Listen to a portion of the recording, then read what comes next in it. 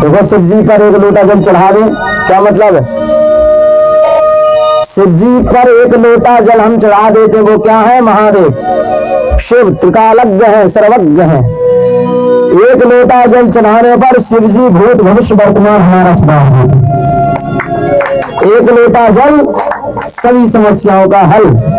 एक लोटा अगर हमने शिव जी पर जल चढ़ा दिया तो समझ लेना शिव जी ने हमारा भूत भविष्य वर्तमान तीनों जीत लिया।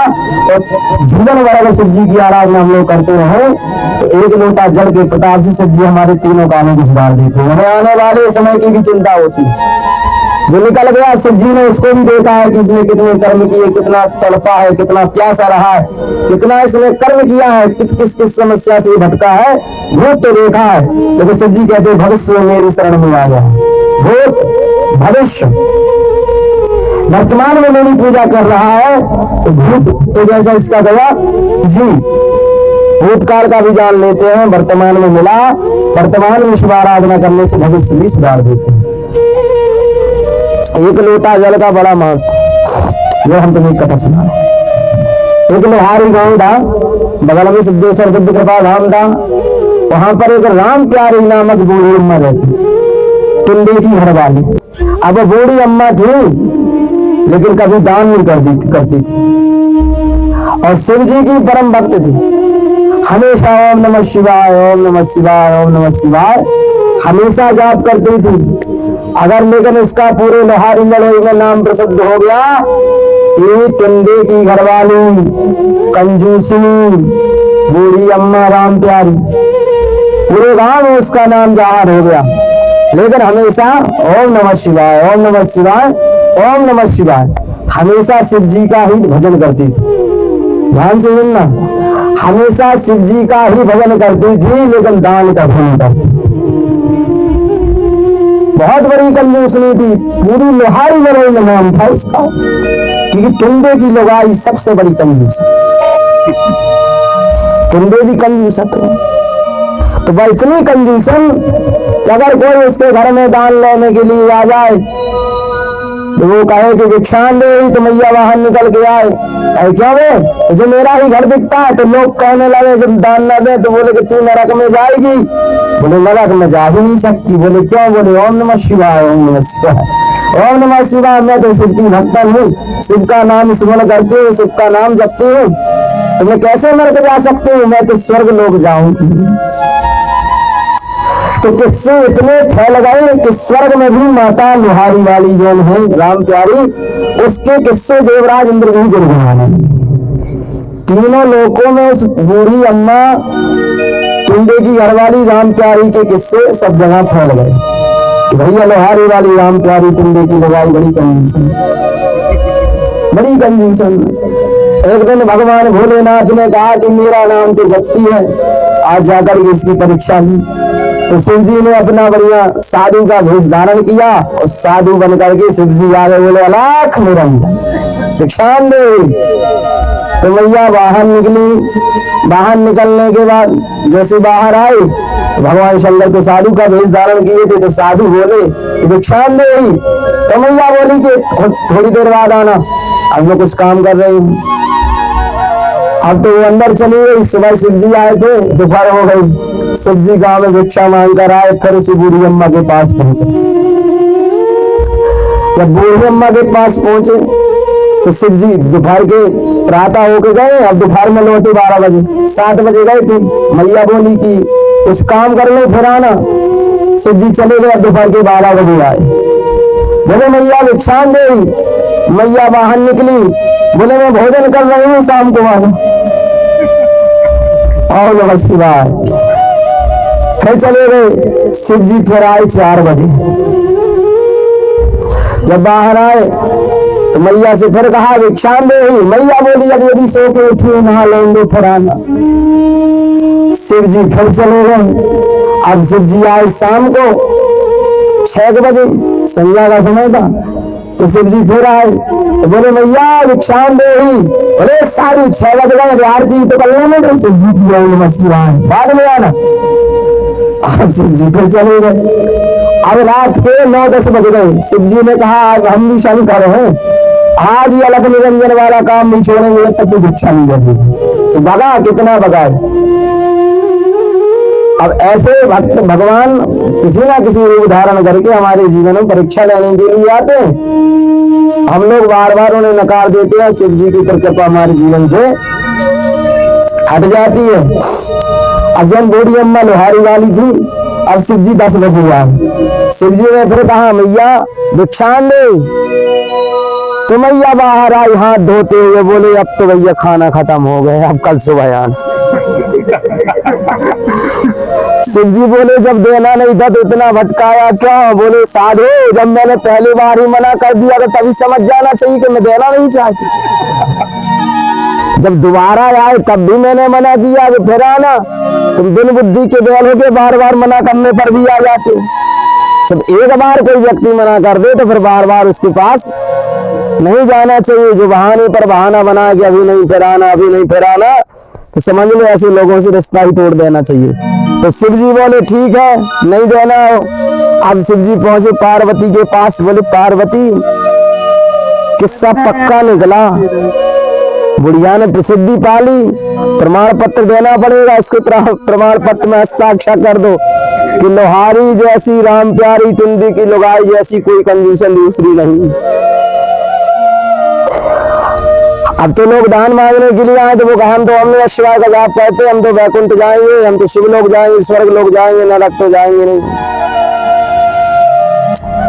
अंतिम समय आया। अंतिम समय में यमराज के गण आए, यमराज के दूत आए भारी भयंकर। उस लोहारी वाली राम प्यारी के सामने खड़े हो गए। राम प्यारी ने कहा कि तुम कौन हो? बोले हम तो यम के दूत हैं, तुम्हें लेने के लिए आए।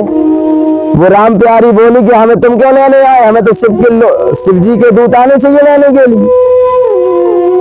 यमराज के दूत क्यों आए हो? हमको तो शिव जी के दूत आएंगे लेने के लिए। कौन आएंगे? शिव जी के दूत आएंगे। तो बोले मैया क्यों आएंगे? बोले मैंने हमेशा ओम नमः शिवाय का जाप किया है। बोले मैया ओम नमः शिवाय से कुछ नहीं होता है। धर्म के बताए हुए मार्ग का, धर्म का आचरण जीवन में नहीं उतारा तो केवल ओम नमः शिवाय जपने से क्या होगा? जब धर्म का आचरण जीवन में नहीं उतारे हो तुम। धर्म क्या कहता? दान देना चाहिए, यज्ञ करवाना चाहिए, अनुष्ठान करवाना चाहिए, धार्मिक कार्य में सम्मिलित होना चाहिए। लेकिन ओम नमः शिवाय से कुछ नहीं होने वाला। चलो जब हम लोग चलो। मैया सोचेगी हम शिव लोग जाएंगे। यमराज के दूत ले गए पकड़ के। जब ले गए दंड देने की बारी आई तो राम प्यारी ने कहा कि भैया देखो यमराज जी, एक बार जिन शिव जी को हमने नाम जपो है उन शिव जी से मिलवा दो। उन शिव जी से हमें एक बार मिलवा दो केवल, फिर आपको जो दंड देना हो देते रहना। अब यमराज के दूत ले गए शिव जी के पास। तो शिव जी ने बोले आओ आओ राम प्यारी लोहारी वाली, बोलो क्या कहना चाहती हो? तो राम प्यारी बोली कि शिव जी हमने तो आपका नाम जपा है, इतना नाम लिया है जिंदगी भर, हमें नरक मिलेगा। शिव जी बोले तो क्या स्वर्ग मिलेगा? बोले आपका नाम जपने वाला नरक जाता है क्या? बोले नरक तो नहीं जाता, जाता तो स्वर्ग में ही। अच्छा ये बताओ तुमने भगवान का नाम जपना कहाँ से सीखा? बोले हमारे यहाँ कथा हो रही थी लोहारी में, वहां व्यास जी कह रहे थे कि भगवान शिव का नाम जपने से शिवलोक की प्राप्ति होती है। तो शिव जी ने कहा केवल नाम जपने की ही कथा सुनी थी कि दानी चंद की कथा नहीं सुनी कि दान देने से भी कुछ होता है। भाई कथा तो पूरी सुनो। दान का भी महत्व बतलाया होगा व्यास जी ने। बोले बतलाया तो था। बोले फिर तुमने दान क्यों नहीं किया? बोले वो हमारे बस का नहीं है। बोले जब तुम्हारे बस का नहीं है तो दोनों चीज अपनानी चाहिए। जब कथा सुनने गई थी धर्म की कथा, धर्म रूपी कथा से जो जीवन के शुद्ध होने वाले आचरण हमको प्राप्त होने चाहिए, उनमें से तुम केवल नाम लेके आ गई, लेकिन जो महत्व दान पुण्य धर्म का होता है वो तुमने धर्म का आचरण नहीं उतराया, अपने जीवन में नहीं अपनाया, इसलिए तुमको तो नरक में ही जाना पड़ेगा। अब वो तो हाथ जोड़ करके खड़ी हो गई। बोले शिव जी एक बार गलती हो गई, हमारे अपराध को क्षमा कर दो, हमें केवल कुछ मौका दे दो ताकि हम अपने जीवन को सुधार लें। शिव जी बोले ठीक है, हम तुम्हें 7 दिन देते हैं। कितने? हमारे आपके पास कितने दिन है? 7 दिन है ना। कोनो के दिन 8वां दिन तो बनो नहीं, स्पेशल हो कोनो। 7 दिन हम तुम्हें देते हैं और 7 दिन के बाद तुम्हें हमारे दूत लेने के लिए आएंगे, यमराज के दूत। अगर तुमने फिर से वैसा किया तो यम के दूत, अच्छे कर्म किए तो शिव के दूत। अब तो मैया धरती पर आई, आत्मा ले गए तो शरीर नहीं धरा था, वही आत्मा वापस आई फिर शरीर में प्रविष्ट हुई, लेकिन शिव जी की जो बातें थी उसको याद रही। जैसे ही शरीर में प्रविष्ट हुई वैसे उसको सब याद आ गया कि अब मुझे जो पहले हमने कर्म किया है और नमः शिवाय भी जपना है और साथ में दान भी करना है।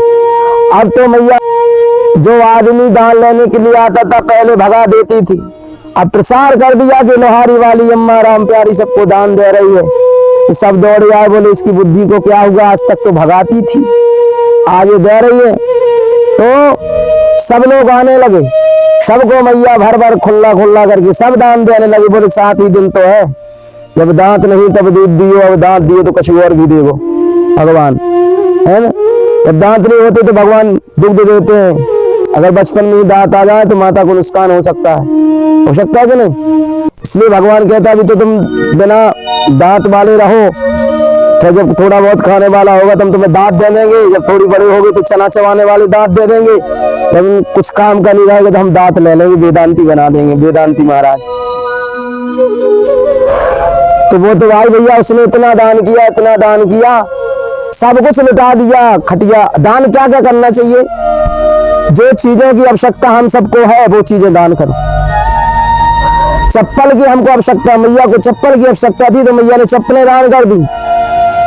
मैया को साड़ी की आवश्यकता थी, मैया ने साड़ी दान कर दी। मैया को अन्न की आवश्यकता थी, मैया ने पूरा अन्न दान कर दिया। मैया को जल की आवश्यकता थी तो जल का भी दान कर दिया। जेठ महीने में दान, जल का दान करने पर बड़ा ही महत्व। एक बार जल पिलाने पर एक अश्वमेध यज्ञ करने का फल प्राप्त हो जाता है जेठ के महीना में, जेठ की तपती धूप में। उसने सब कुछ दान कर दिया, जो जो आवश्यकता हमें जीवन में है वो सब मैया ने दान कर दिया। खटिया, चप्पल, सोना, चांदी सब कर दिया। अब जो दान लेने के लिए नहीं आते थे, रात भर व्यवस्था करती थी, बढ़िया भंडारे बनाती थी और सुबह पहुंचा देती थी। अंत में शिव जी के दूत आए, शिव जी के दूत आए और शिव जी के दूत शिव लोक को ले गए।